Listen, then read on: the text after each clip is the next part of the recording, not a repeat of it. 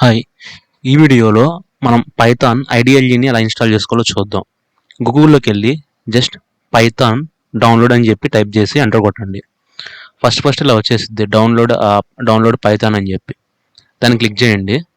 ఇక్కడ క్లిక్ చేయంగానే official website open అయ్యిద్ది. ఓపెన్ అయిన తర్వాత ఇక్కడ అబౌట్ డౌన్‌లోడ్స్ అని ఉంది. డౌన్‌లోడ్స్‌లో విండోస్ అయితే విండోస్ లేదా మ్యాక్ అయితే మ్యాక్ ఏ ఓఎస్ అయితే దాన్ని సెలెక్ట్ చేసుకోండి. ఫర్ ఎగ్జాంపుల్ నాది విండోస్ క్లిక్ చేయండి.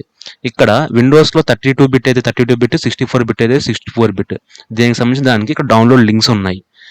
ఫర్ ఎగ్జాంపుల్ మీది కనుక 64 బిట్ ఆపరేటింగ్ సిస్టమ్ అయితే ఇక్కడ విండోస్ ఇన్స్టాలర్ 64 బిట్ అని ఉంది. దీని మీద క్లిక్ చేయండి. క్లిక్ చేస్తే మీకు ఇక్కడ డౌన్లోడ్ అయిపోయింది. చూడండి, ఇక్కడ డౌన్లోడ్ అయిపోయింది. ఇప్పుడు ఈ డౌన్లోడ్ అయిన ఫైల్ని ఓపెన్ చేయండి. ఇక్కడ నాకు ఆల్రెడీ ఇన్స్టాల్ అయి ఉంది కాబట్టి ఈ ఆప్షన్స్ వచ్చినాయి. లేకపోతే ఇన్స్టాల్ నెక్స్ట్ కొట్టి ఇన్స్టాల్ చేయాలి. ఓకే, ఇలా నెక్స్ట్ ఇన్స్టాల్ నెక్స్ట్ అని చెప్పి క్లిక్ చేసి ఇన్స్టాల్ కొట్టంగానే ఇన్స్టాల్ అయిపోయింది. తర్వాత దీన్ని మనం క్లోజ్ చేస్తే డెస్క్టాప్ మీద మనకి షార్ట్ కట్ క్రియేట్ అయ్యిద్ది.